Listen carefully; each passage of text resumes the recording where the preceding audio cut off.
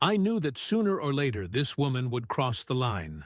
I had already seen her fight with a neighbor because his grass was too green to be natural. Another time, I saw her yell at a 6-year-old child because the girl was riding her bike on the sidewalk suspiciously. But nothing, absolutely nothing, could prepare me for the day she declared war on an electric car. It all started when the new neighbor, a quiet guy named Mike, bought a brand new Tesla, white, shiny, charging silently in his garage. An ordinary car for any human being with an ounce of common sense. But for her, it was a direct threat to the morals and good manners of the neighborhood. At first, it was just a nuisance. A few crooked looks, whispered comments as she peered out of the window, clearly convinced that this vehicle was an abomination on wheels. But then, the day of total collapse arrived. It was a quiet morning when I heard a strange noise coming from the street. Something between a panicked scream and a religious sermon. I went to the window, and there she was, standing right in the middle of the street, pointing at Mike's Tesla, as if she were seeing the Capiroto himself. That's not natural. That's from the demon. Great. That was it. Her brain finally fried. At first, Mike tried to ignore it. He just shook his head and went back into the house, probably thinking that the woman was just having a bad day. But this woman didn't know the meaning of giving up. She started going around the neighborhood, randomly stopping neighbors to share her crazy theory. Have you noticed how this car drives itself? How it doesn't make a sound? That's not technology. That's wonderful. I wanted to laugh, but I also knew that once she got an idea into her head, nothing could change her mind. And what followed was just the beginning of the tragedy. That same evening, I went to take out the garbage and saw her silhouette standing in front of Mike's house. She didn't move. She just watched, her arms crossed, her gaze fixed on the Tesla, as if she were waiting for the car to confess its sins. That's when the Tesla, ironically, turned on the headlight by itself, activating the motion sensors. She let out a scream that echoed throughout the neighborhood. And that's when I realized this woman was going to do something. After the scandal of the night before, the neighborhood tried to carry on as normal. But, as you might expect, this woman didn't know how to let things go. She was obsessed. The next morning, I walked past her house and saw something that made me stop in the middle of the street. She was in the backyard, kneeling on the grass, holding a huge book and muttering something while staring at Mike's garage. At first, I thought she was praying. But then I realized she was performing some kind of ritual against Tesla. Her hands were raised, her brow furrowed, and an expression of pure concentration on her face, as if she were trying to banish an evil spirit from the neighborhood. I took a deep breath and went on my way, because it wasn't my problem. But I knew it wouldn't end well. The day passed uneventfully, but in the early evening, while I was watering my plants, I saw the woman standing on the sidewalk outside Mike's house again. This time, she was holding her cell phone and recording the car.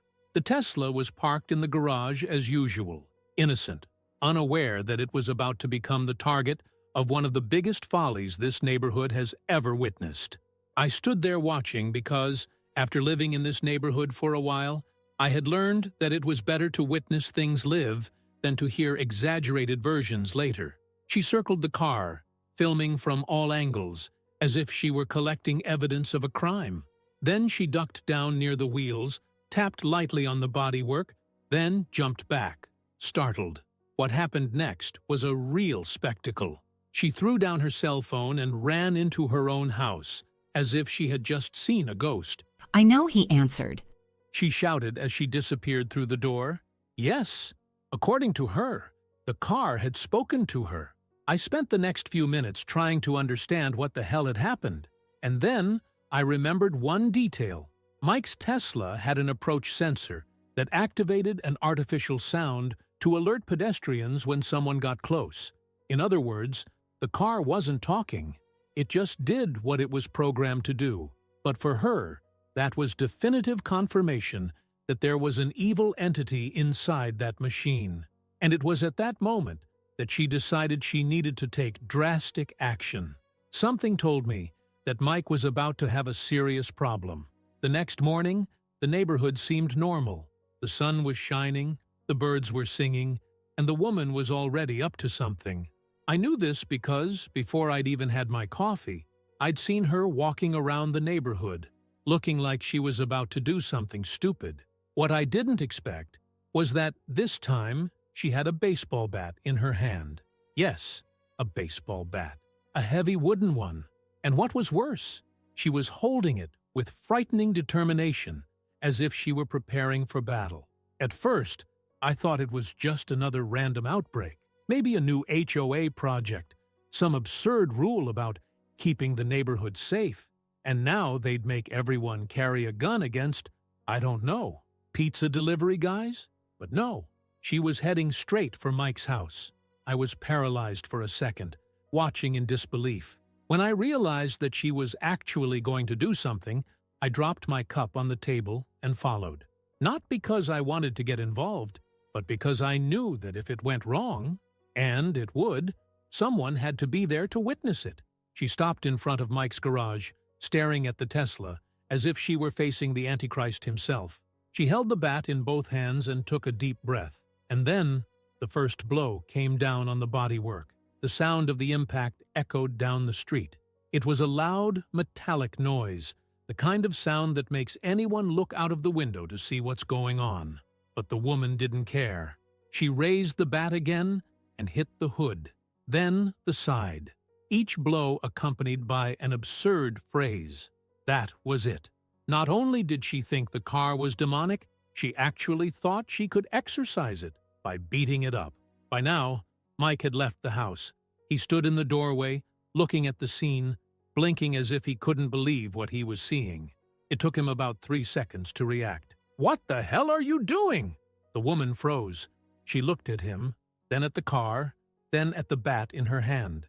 It was as if, for a brief moment, she was realizing what she had just done. But then, instead of apologizing or trying to run away, she pointed her finger at Mike and shouted. It was at that moment that I realized this was going to go very, very badly for her. The silence that followed was almost deafening. The woman was still there, standing next to the completely destroyed car, breathing heavily as if she had just saved humanity. Mike, on the other hand, looked like a statue. He stared at the Tesla, then at her, then at the baseball bat in her hand, as if his mind simply refused to process what had just happened. I was standing there on the sidewalk, witnessing the greatest act of insanity in the history of this neighborhood. The neighbors began to come out of their houses. First, the more discreet ones, peeking through the curtains. Then the more curious ones, those who love a drama and pretend they are casually passing by the crime scene. Mike finally managed to regain the ability to speak. "Are you completely insane?" The woman snorted, still holding the bat. "I saved the neighborhood. That car was spying on us, ready to take over. Don't you realize? It's already overpowered you." Mike squeezed his temples, as if trying to prevent a stroke. Then, slowly, he pulled his cell phone out of his pocket. "I'm calling the police." And that's when she entered phase 2 of the outburst, playing the victim. You can't do this to me. I'm a concerned citizen. I just wanted to protect all of us. Mike completely ignored her theatrics and continued the call. And, honestly, there was nothing to argue about. The Tesla was there, full of dents, with scratched paintwork, cracked glass. There was even a huge crack in the hood, as if she had tried to open a crack to exorcise the engine. The neighbors started whispering. Some were recording the scene with their cell phones. The news was already spreading throughout the neighborhood. She looked around, saw that no one was on her side, and started to back away. "It was a misunderstanding. You have to understand. This was necessary." Only nobody was buying that version. Mike kept his eyes on her as she spoke to the police, reporting exactly what had happened. The woman looked at her house, as if calculating whether she could run inside and lock herself in before the police arrived. But then came the final blow. Mike pointed to the security camera in the garage. "It's all on tape." She paled. And it was at that moment that she realized there was no way out. When the car finally turned the corner, the woman was already in a cold sweat. You could see in her eyes that she was thinking of some miraculous excuse to get out of this. But there was no way out. She had been caught red-handed, with witnesses, a recording, and a wrecked Tesla screaming for justice.